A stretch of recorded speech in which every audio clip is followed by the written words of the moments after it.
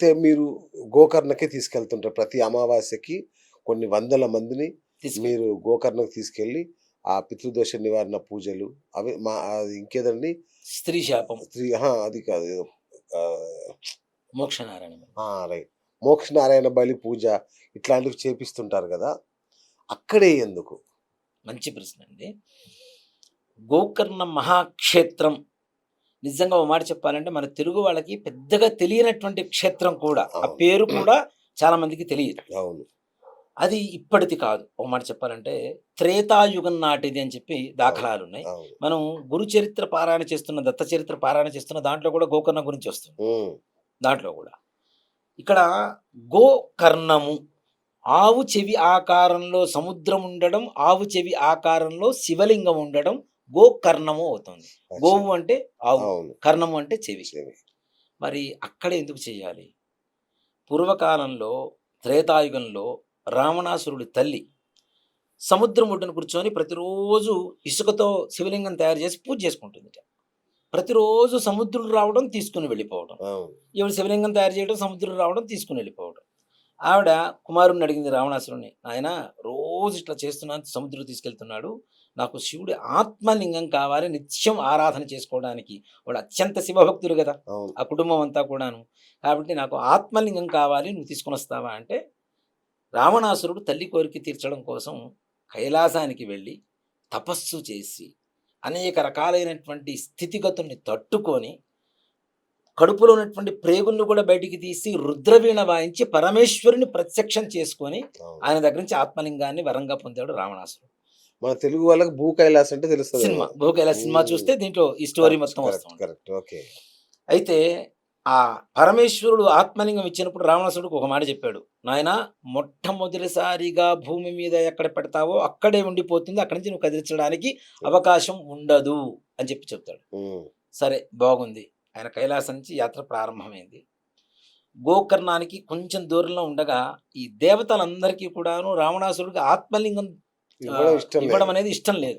అది ఎలా అయినా సరే ఆయనకి చెందకుండా ఉండాలి అనేటువంటి ఒక సంకల్పంతో మధ్యాహ్న సమయాన్ని కూడా వాళ్ళ మాయతో సాయంకాల సమయంగా మార్చారు. ఆహా! ఆ! ఆ సమయాన్ని. సముద్ర తీరం దగ్గరకు వచ్చేసారు గోకర్ణం దగ్గరికి. రావణాసురుడు బ్రాహ్మడు, వేదం చదువుకున్నవాడు. నిజంగా ఒక మాట చెప్పాలంటే ప్రపంచంలో మనకుండేటువంటి భగవంతులలో కూడా నవవ్యాకరణవేత్తలు అని చెప్పి, అచ్చా! నవవ్యాకరణాలని చెప్పి 9 వ్యాకరణాలుంటాయి. అవును. శాస్త్రం, అర్థం, తర్కం, మీమాంస అవును. ఇట్లాంటివన్నీ అవును. కూడాను అవును. 9 రకాల వ్యాకరణాలుంటాయి. ఇవి చదువుకున్న వాళ్ళు ఎవరున్నారంటే బ్రహ్మదేవుడు, ఆంజనేయ స్వామి, రావణాసురుడు మాత్రమే. అంత గొప్ప వేద పండితుడాయన. అబ్బా!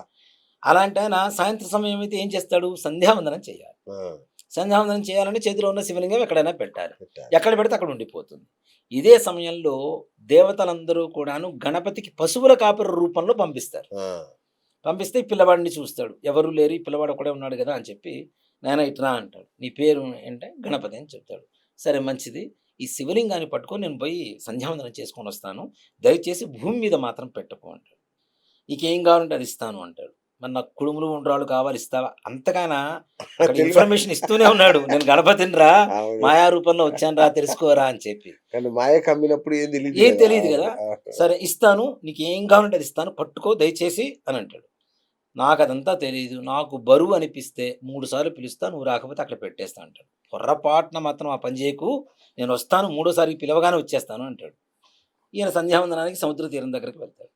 వెళ్ళగానే ఈయన కావాలి అని చెప్పి రావణ, రావణ, రావణ అని చెప్పి మన కోర్టులో పిలిచినట్టుగా 3 సార్లు పిలుస్తాడు. ఆ! ఆయన రావటం వస్తూనే ఉంటాడు. వస్తున్నా నువ్వు పెట్టకు పెట్టకు అని వస్తూనే ఉంటాడు. ఈయన భూమి మీదే పెట్టేస్తాడు. ఈయన సంకల్పమే అది కదా! అది గదా! అవును. భూమి మీదే పెట్టేస్తాడు. అప్పుడు వినాయకుడు భూమి మీద పెట్టినందుకు రావణాసురుడు కోపం వచ్చి వినాయకుడికి మొట్టికాయ వేశారట ఇక్కడ. ఓకే. అందుకనే గోకర్ణంలో ఉండేటువంటి గణపతికి ఇక్కడ చిన్న అవును. రంధ్రం ఉంటుంది. అవును. ఆ మొట్టికాయ వేసిన రంధ్రం అబ్బా! ఇప్పటికి ఆ! గణపతికి. ఆ! ఆ! ద్విభుజ గణపతి ప్రపంచంలో మనం ఎక్కడా చూడమండి. 2 చేతులతో ఉండేటువంటి గణపతిని ఎక్కడా చూడం. కేవలం గోకర్ణంలో మాత్రమే చూస్తాం మనం. అచ్చా! ఓకే. ఓకే. కరెక్ట్. అవును. 2 చేతులతోనే ఉంటాడు గణపతి. అవును. నేను వెళ్ళాను. ఒక కరెక్ట్. చేత్తో మోదకం, ఒక అవును. చేత్తో కమలం పట్టుకొని ఉంటాడు. అవును. కదా! ఆ అవును. ద్విభుజ గణపతి మనం ఎక్కడా చూడం. కేవలం గోకర్ణంలో మాత్రమే చూస్తాం మనం. ఓహో! అంత గొప్ప క్షేత్రం అది. ఇక్కడ ఆత్మలింగాన్ని భూమి మీద పెట్టేశాడు. ఇహ రాను రాను అదొక పెద్ద దేవాలయంలాగా, ఒక క్షేత్రంలాగా మంచి వృద్ధి చెందింది. ఇక్కడ ఎందుకు చేయాలి అనేటువంటి సమస్యకి అవును. పరిష్కారం. హ్మ్. ఆత్మఘోష వల్ల వచ్చేటువంటి పితృదోషాలకి, స్త్రీ శాపాలకి ఆత్మలింగం ఉన్న చోటనే చేయాలని కదా శాస్త్రం చెప్తోంది. ఓహో! అర్థమైంది. ఓకే. ఇక్కడ ఉన్నది ఆత్మలింగం. అవును. మనం చెప్తున్నది ఇందాక నుంచి ఆత్మఘోష అని చెప్తున్నాం. అవును. ఆ ఘోష పరిహారం కావాల్సినటువంటిది ఏంటి? ఎక్కడ? ఇక్కడ మాత్రమే. ఇక్కడ ఇక్కడ మనం ముఖ్యంగా ఈశ్వరుడు ఎక్కడుంటే అది శ్మశానం అవుతుంది. ఓ మాట చెప్పాలంటే మనం కాశీకి వెళ్ళినా కూడా మహాశ్మశాని అని చెప్పి మహాశ్మశానం సంకల్పం అంటారు. చదువుతాం అవును. మనం. అవును. అవునా? ఈశ్వరుడు సంకల్పం ఉండేదే ఆయన శ్మశానంలో ఉంటాడు. పితృకార్యాలు చేసేదే శ్మశాన తీరంలో లేదా రుద్రాలయంలో, శివాలయం దగ్గరలో ఉండేటువంటి దీంట్లో. అవును. మనం చూడండి శ్మశానంలో కూడా శివుడు విగ్రహం ఉంటుంది. అవును. శివలింగం ఉంటుంది. శివాలయం ఉంటుంది. లేదు మనం కర్మలు చేసేటువంటి సత్రాల చోట కూడా తప్పనిసరిగా శివుడి విగ్రహం ఉంటుంది. హ్మ్. కదా! శివుడు మనకు అదే చెప్తాడు. ఆయన పార్వతీదేవి అడిగిందిట, "నాన్న ఇన్ని వెండి కొండలున్నాయి.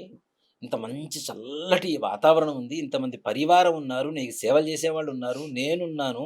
ఇక్కడ ఉండకుండా శ్మశానంలో ఎందుకు పోయి కూర్చుంటున్నావయ్యా" అంటే, పుట్టినప్పటి నుంచి నా కొడుకు, నా తల్లి, నా తండ్రి, నా భార్య, నా స్నేహితులు, నా డబ్బు, నా ఇల్లు, నా భూమి నాది, నాది, నాది, నాది అని కొట్టుకొని చనిపోయిన తర్వాత నలుగురు 4 చెక్కల మీద, కర్రల మీద వేసుకొని తీసుకొని వెళ్ళి, అక్కడ తగలబెడుతూ ఉంటే, నా వాళ్ళు అనుకున్న వాళ్ళంతా కూడా అక్కడ దాకా వచ్చి నన్ను ఒంటరిని చేసి వదిలిపెట్టి వెళ్ళిపోతూ ఉంటే, ఆత్మ ఘోషిస్తూ ఉంటుంది. వాళ్ళ ఆత్మఘోష చల్లార్చడం కోసం నా ఒడిలో ఆత్మని పెట్టుకొని నిద్రపుచ్చుతున్నాను.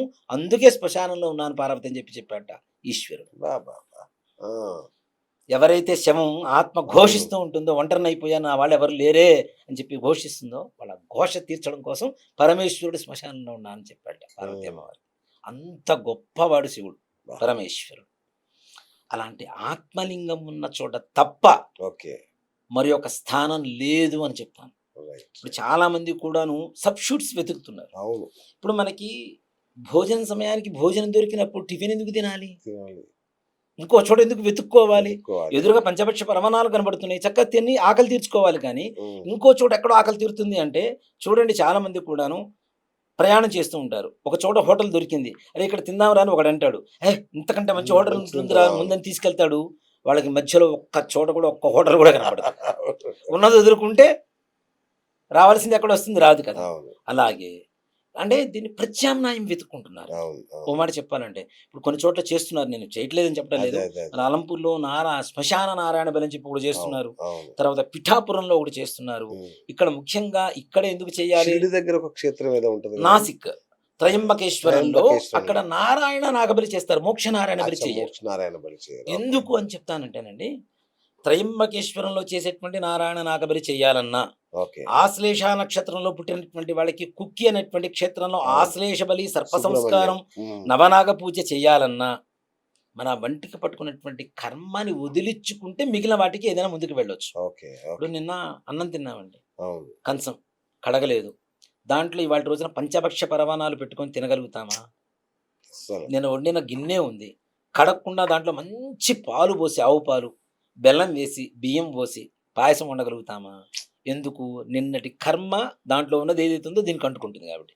అలాగే మన వంశ పరంపరగా వస్తున్నటువంటి మన కర్మ మన వంటికి, ఇంటికి పట్టుకొని ఉన్నప్పుడు హ్మ్. అసలు మోక్షం కలుగు చేయకుండా మన పితృదేవతలకు ఏ రకమైనటువంటి కార్యం చేసినా, ఒక 100 కోట్ల రూపాయలు పెట్టి చండీ యాగాలు చేసినా, రుద్రయాగాలు చేసినా, వాటికి కూడా మన వంటికి, ఇంటికి ఉన్నటువంటి కర్మ అంటుకొని సంపూర్ణమైనటువంటి ఫలితం పొందలేకపోతున్నాం కానీ, ఇది మాత్రం ఎవరు ఆలోచించట్లేదు. ఓకే.